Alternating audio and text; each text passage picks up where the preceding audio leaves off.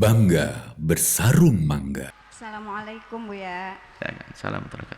Allahumma sholli ala Sayyidina Muhammad. Sallallahu alaihi Muhammad. Saya izin bertanya Buya, suami saya kan meninggal. Terus apakah kalau harta bawaan suami sama harta gonogini dan harta bawaan saya sendiri itu harus dibagikan atau gimana Buya? Terima kasih. Masya Allah. Suami meninggal dunia. Yang dibagi adalah harta suami yang murni, asli harta suami. Harta ibu milik ibu, ngapain dibagi ibu? Ibu masih hidup, sehat, panjang umur. Yang dibagi hanya harta suami. Diwaris, ibu mendapatkan bagian. Kalau punya anak dari suami, maka ibu dapat 1/8. Kalau tidak punya anak, dapat 1/4.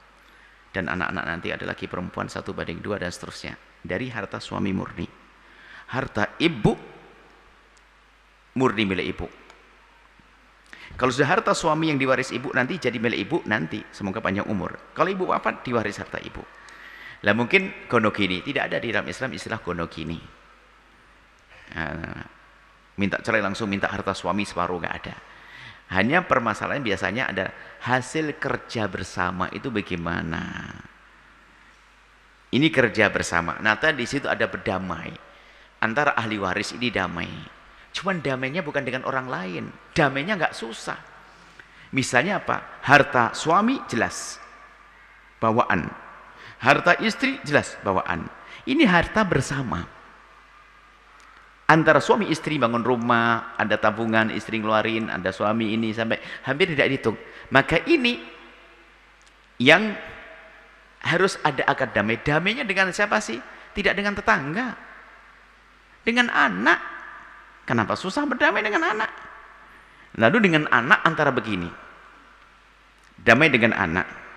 Bisa saja anak mengatakan, dari harta ini, karena ibu juga berjuang, hampir tidak bisa dibedakan mana milik ayah, mana milik ibu. Mana milik ayah, mana milik ibu. Fatwa semacam ini pernah dihadirkan seorang alim dari Banjar, Syekh Arsyad Al-Banjari. Kisah tentang perempuan dan suami istri yang kerjaannya dulang emas. Dulang emas itu adalah suaminya nyelam, tidak tahu dulang emas kayak apa sih bentuknya, ngambil pasir yang beremas itu, dinaikkan begini, istri yang ngambil dari atas. Nah ini istri ambil ada. Masa setelah begitu duitnya hanya untuk suami saja? Kan tidak adil ya. Setelah bangun rumah milik suami saja? Kan tidak adil. Maka itu namanya damai. Damainya pun dengan anak. Nah, spesial harta ini bisa saja damainya bunyinya begini. Sudahlah, karena seorang ibu pun yang mengambil juga anak-anak saya. Sudahlah nak, harta ini dimasukkan ke harta ayah saja.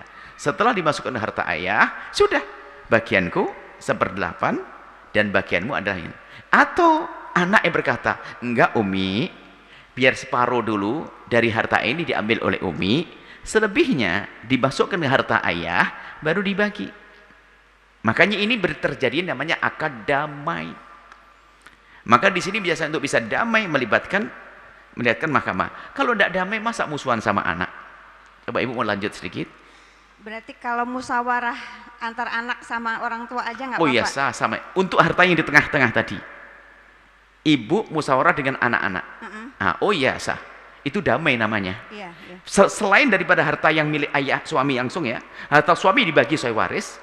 Harta ibu aman, tidak usah diganggu. Harta yang itu hasil bersama, musyawarah. Musyawarah seperti itu. Iya. Nah, setelah itu damai. Dan kami himbau, yang biasa bicara gonogini, ini sebetulnya dia akan berebut dengan siapa kira-kira? Dengan anaknya. Coba ibu menuntut gonogini. Ibu ribut sama siapa sih? Sama anak. Anak tidak mau, berarti anak ribut sama ibu. Kan begitu sebetulnya. Sebenarnya ini bagi orang yang ngerti dunia damai, cepat terselesaikan. Tapi kalau tidak ngerti dunia damai, sampai harta ayah pun tadi yang murni itu juga ribut. Makanya hari ini muncul rebutan waris. Rebutan waris, naudzubillah, berantem bermusuhan.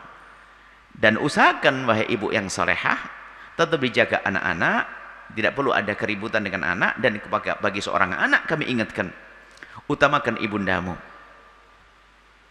Ibundamu dijaga wahai anak-anak. Jaga ibundamu. Ibunda tidak akan menginginkan insya Allah ibunya, anaknya nggak benar. Tapi tetap nanti musyawarah, damai, dan dalam ini tentu mungkin dilibatkan oleh orang-orang bijak untuk bisa. Nah, di saat nanti terjadi, oh ramai, ibu tidak mau, anak tidak mau, ibu tidak mau, nanti tetap mahkamah nanti yang menjalankan agar terjadi perdamaian. Nah hal ini kita perlu bertanya kembali dalam mahkamah gimana penyelesaiannya.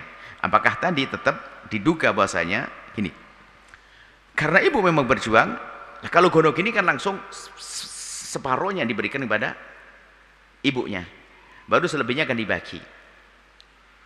Kalau harta yang tengah-tengah tadi yang dikerjakan bersama masuk akal, tapi tidak usah pakai istilah gonok ini, tapi istilah damai. Tapi harta suami tadi tetap yang itu yang dibagi, nggak bisa ditawar hal ini. Kemudian setelah itu harta suami ini nanti bisa saja juga damai kok. Damai misalnya harta ayahnya tidak terlalu banyak, anaknya sudah kaya-kaya. Mungkin sang anak ngomong, Umi, warisan dari abah buat Umi saja deh, kami tidak usah ngambil. Bisa, itu namanya damai. Wasulhu khair. Jadi damai itu termasuk pembagian waris. Membagi rata itu boleh juga, itu damai namanya. Jadi dari pihak laki-laki yang mengatakan adikku perempuan dibagi rata saja, ya berarti sang abang merelakan jatahnya dikurangi. Hebat seorang laki-laki begitu. Itu namanya damai juga. Tapi yang menuntut anak perempuan itu kurang ajar namanya. Kenapa? Menuntut. Yang mengizinkan, yang rela untuk dibagi rata adalah pihak laki-laki. Itu damai. Nah itu damai. Misalnya ibu punya anak satu laki-laki, dua perempuan. Yang laki-laki mengatakan, Kak dibagi rata aja dah Kak, berarti bagus dia membuat damai, karena dia akan berkurang haknya dia. Tapi kalau anak perempuan minta bagi rata sampai marah-marah, dia merebut waris. Perempuan minta bagi rata, merebut waris. Semoga Allah menjaga rumah tangga anak-anak kita agar tidak ribut dalam urusan warisan. Damai di dunia hingga di surga. Wallahu a'lam bishawab.